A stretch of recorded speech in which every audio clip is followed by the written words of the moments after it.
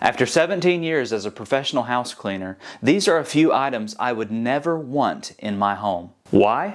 Because one, either they are very hard to clean and very hard to keep clean, or they're very tedious and time consuming to clean, and consequently very tedious and time consuming to keep clean. Number one, big thick rugs like shag rugs. Shag rugs from a cleaning perspective can be a real challenge to clean. The problem is that it's impossible to vacuum them effectively. And this is because either one, the big thick fibers get tangled and trapped around the brush rolls in the vacuum cleaner, or the thick fibers get sucked up into the vacuum cleaner, which ends up blocking suction and airflow, making it impossible to remove the dirt and the dust. And also, just general rule of thumb, most vacuum cleaners, your standard vacuum cleaners, really struggle to penetrate deep down into the pile of the rug. You might end up being able to vacuum the top layer of the rug, but what ends up happening is the base of the rug just collects all kinds of massive amounts of dust, and pennies, I might add. You'd be surprised how many coins you can find at the bottom of these rugs. Another thing to consider is that it's really hard to clean stains. If you spill something on it, or if your pet has like an accident, it's nearly impossible to blot or extract the stain out because it penetrates and seeps deep down into the fibers, which then makes the rug a breeding ground for all types of bacteria and odors. The only real way you can get these cleaned is to take them to professional rug cleaners, which then can get very expensive because they're too big to put in your washing machine, and they're often too big and heavy to just pick up and start shaking out. One of our clients used to have 3 really big, rugged, tough leather shag rugs, and I'm not kidding, these things probably weighed 40 pounds each. They were the dustiest place in the house by far because you couldn't vacuum them. They were so big, they were so heavy, they had so much dust on them and coins. I told him, you should probably just get these things, hang them on a tree branch somewhere with a tree limb, a good sturdy one, get a baseball bat, and just beat the living daylights out of them. So what you want to do if you want rugs is just opt for low pile rugs where a regular vacuum cleaner can glide over the surface nice and easy and smooth, and where it's easy to blot and remove stains if you need to. Number 2, memory foam pillows. Again, these things are notoriously difficult to clean and maintain. You can wash them like any other pillow, but drying them is where the problem occurs. It's nearly impossible to dry them completely. There's been people who will wash them and leave them to air dry for 2 days, and they still can't get all the moisture out. It's because memory foam absorbs water like a sponge, and so the moisture ends up lingering deep down into that foam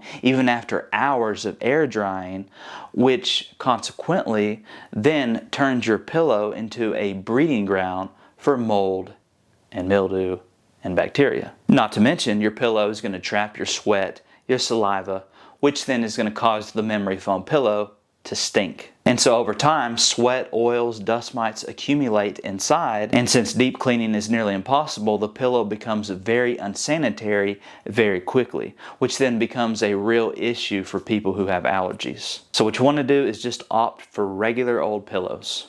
Number 3, tile and grout countertops in your kitchen. The issue is not the tile, it's the grout. As you're well aware, and you can see with your own eyes, grout is porous. And in a kitchen setting, it's going to absorb food juices, liquids, bacteria, which creates the perfect environment for mold, mildew, and germs to live. And that's a major concern when that's where you're prepping your food to eat. Now, regularly sealing that grout will reduce that, but that sealant wears out over time, and so it requires frequent reapplications. So if you don't stay on top of it, the grout will become unsealed and very unsanitary very quickly. Rather, opt for seamless countertops. So if you're building on a budget, opt for Formica or Corian.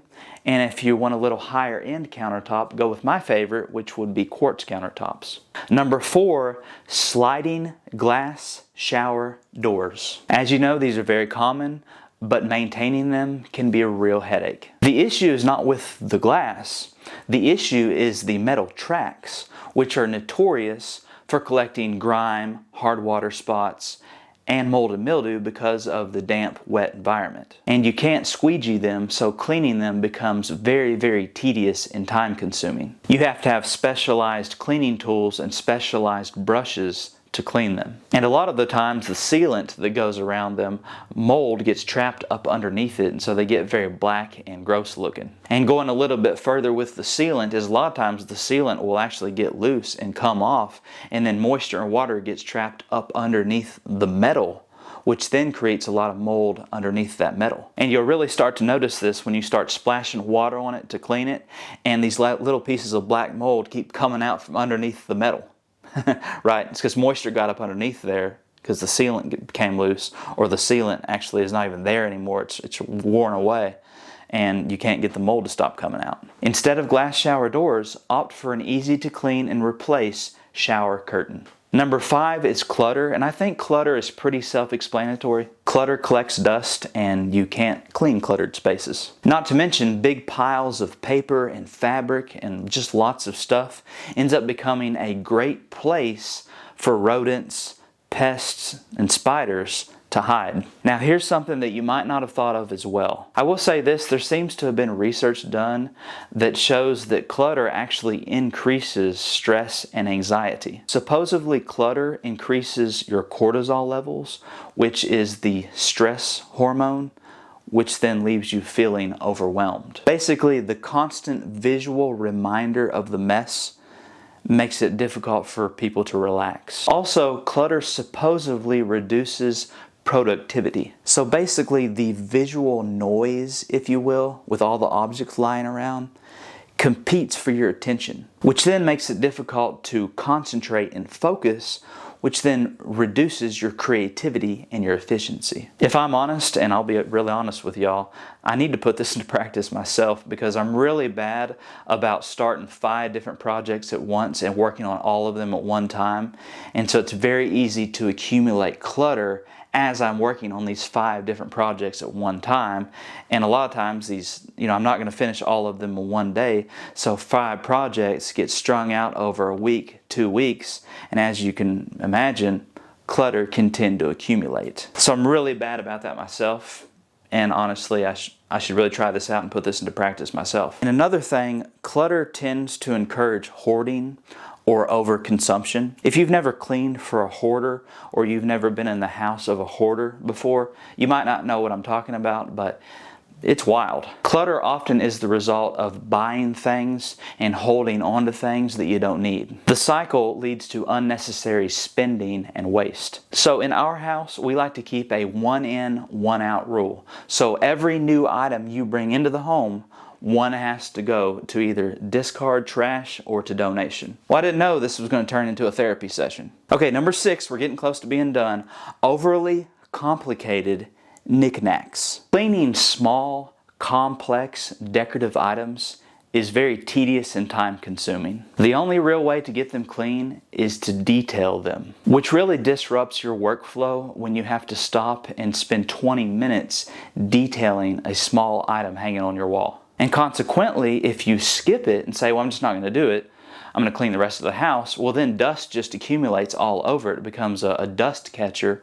And then if you do decide to actually spend the 20 minutes to detail it, well then other parts of your house ends up getting neglected, and you a lot of times don't finish cleaning your home because you spent so much time detailing all of your knickknacks. So something to consider when you're decorating your home, opt for things that are easy to dust. Opt for things that you can take a microfiber cloth or a Swiffer duster and you can dust them with one pass. Number 7 would be grout heavy tiled showers.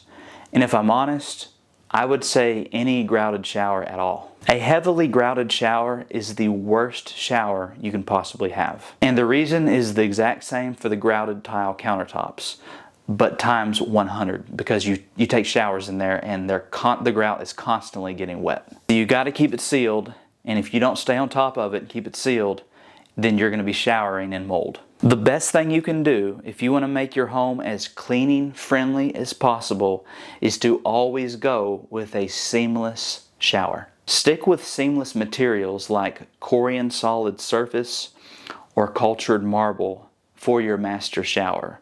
And then for your smaller bathrooms, just go with the regular old-fashioned fiberglass and shower curtain.